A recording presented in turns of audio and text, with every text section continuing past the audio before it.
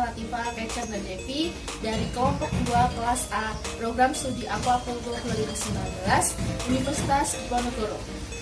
Hari ini saya akan melakukan pengukuran 7 variabel kualitas air.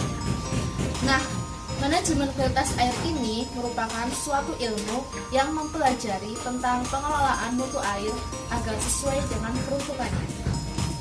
7 variabel yang akan saya ukur nanti adalah 1. Oksigen terlarut, 2. Karbon dioksida, 3. Alkalinitas, 4. Produktivitas primer, 5. Derajat keasaman atau pH, 6. Suhu air, dan 7. Amonia.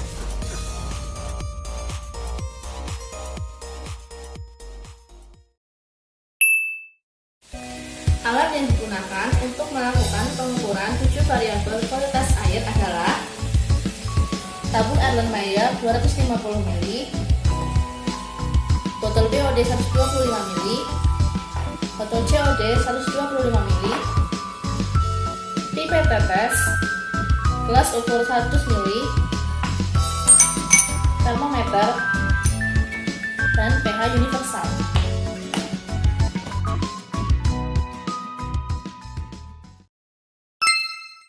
Bahan yang digunakan untuk melakukan pengukuran 7 variabel kualitas air adalah larutan MnSO4, larutan H2SO4, larutan Na2CO3, larutan Na2S2O3, larutan NaOH dalam KI, larutan HCl, larutan PP, larutan amilum, dan larutan methyl orange.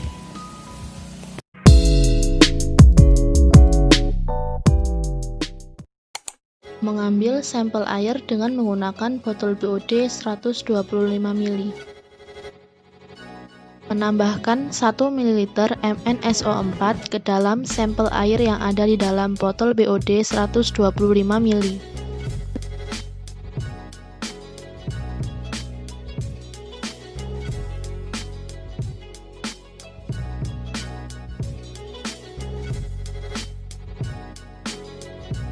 Kemudian menambahkan 1 ml NaOH dalam KI ke dalam sampel air yang ada di dalam botol BOD 125 ml.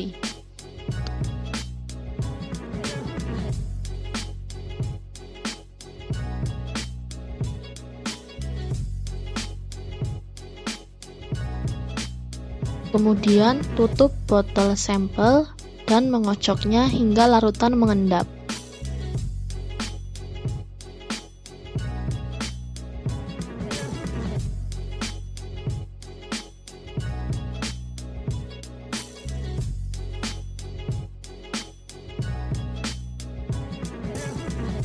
Kemudian menambahkan 1 ml H2SO4 pekat ke dalam sampel air.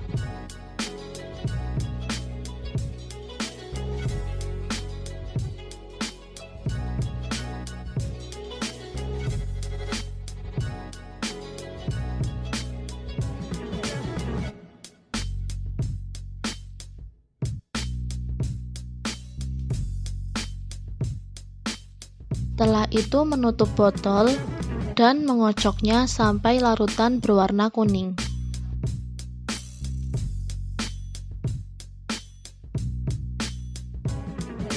Memasukkan 50 ml sampel ke dalam Erlenmeyer 250 ml.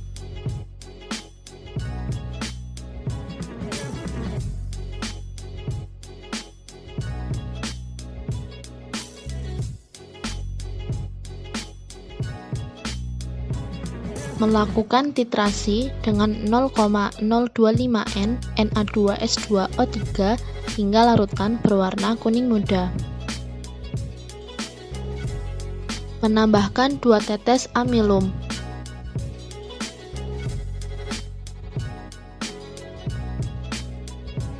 Apabila timbul warna biru, kemudian melanjutkan dengan titrasi 0,025 N Na2S2O3 hingga larutan menjadi bening.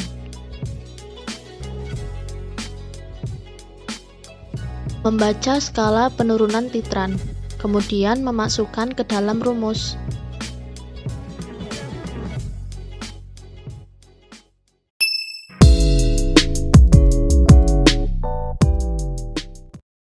Mengambil 50 ml sampel air dan memasukkan ke dalam tabung Erlenmeyer 250 ml.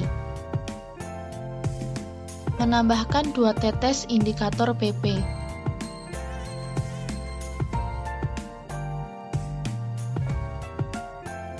Apabila tidak didapatkan warna merah muda, kembali melakukan titrasi dengan 0,045 N Na2CO3 hingga warna merah muda.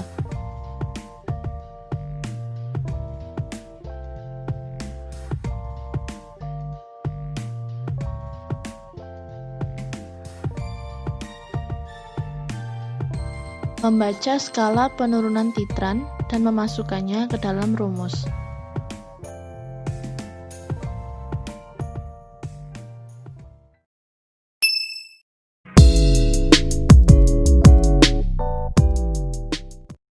Mengambil 50 ml sampel air dan masukkan ke dalam tabung Erlenmeyer 250 ml.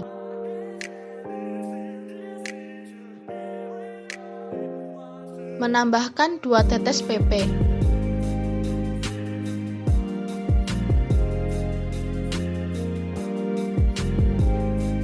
Bila terjadi warna merah muda, lanjutkan titrasi dengan 0,025 NaHCl hingga warna merah muda hilang.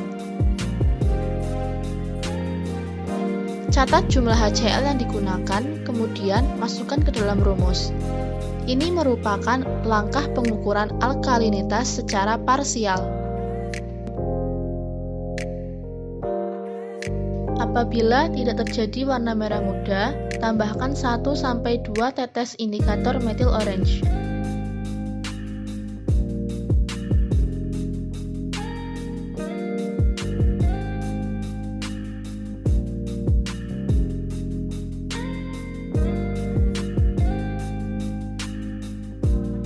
Kemudian titrasi dengan larutan 0,025 NaHCl hingga warna larutan menjadi merah muda seulas.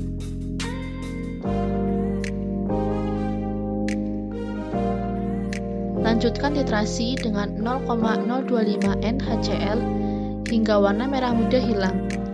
Catat jumlah HCl yang digunakan, kemudian masukkan pada rumus. Ini merupakan langkah pengukuran alkalinitas secara total.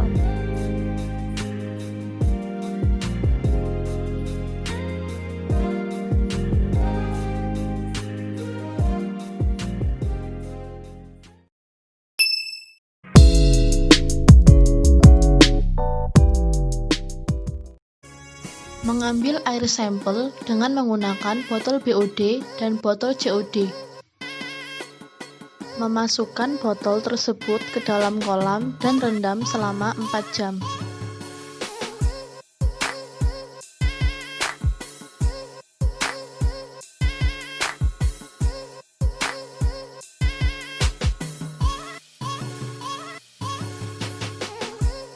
Setelah 4 jam, ambil lalu ukur oksigen terlarutnya. Perhitungan produktivitas primer dilakukan berdasarkan perbedaan kelarutan oksigen di botol gelap dan botol terang.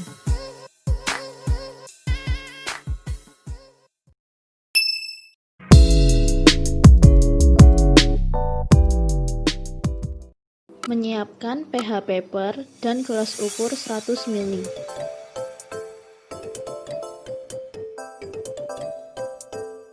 Mengambil air sampel menggunakan gelas ukur 100 ml. Kemudian, celupkan pH paper ke dalam air sampel.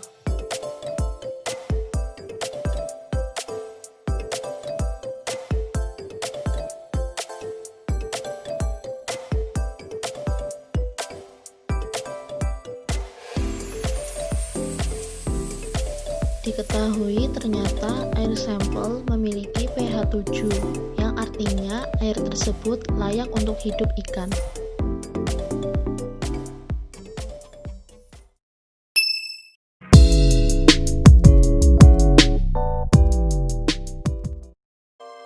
Menyiapkan termometer untuk pengukuran. Celupkan termometer ke dalam air kolam. Diketahui ternyata suhu air pada kolam tersebut adalah 30 derajat Celcius, yang artinya suhu tersebut stabil untuk hidup ikan.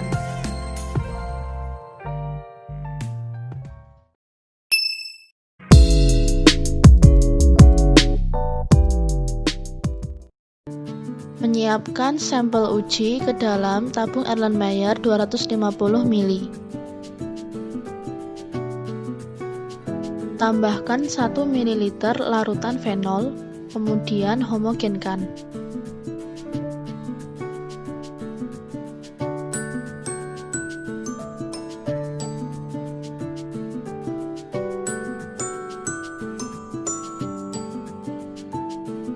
Kemudian, tambahkan 1 ml natrium nitrofusit dan homogenkan.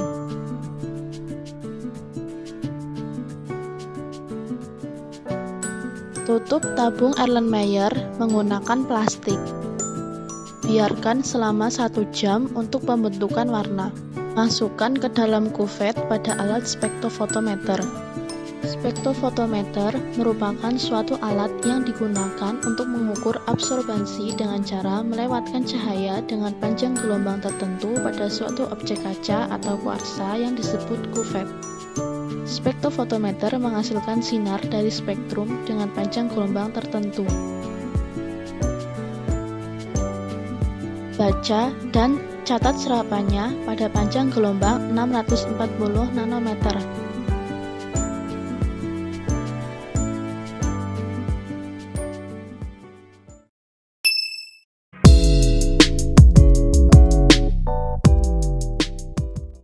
Karbon dioksida selama 30 hari didapatkan rentang data 7,9 sampai 9,3 ppm.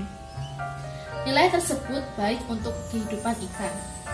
Nilai standar bagi karbon dioksida dalam kegiatan budidaya adalah 7,98 sampai 11,95 ppm.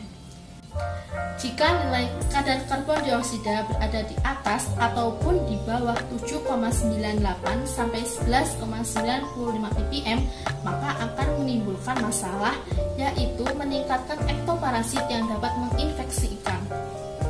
Sebagai contoh, ketika melakukan pengukuran karbon dioksida didapatkan nilai 6 ppm, maka akan menimbulkan masalah bagi perkembangan ikan dan sistem indera ikan tidak dapat berjalan dengan baik atau berfungsi dengan baik untuk menemukan mangsanya.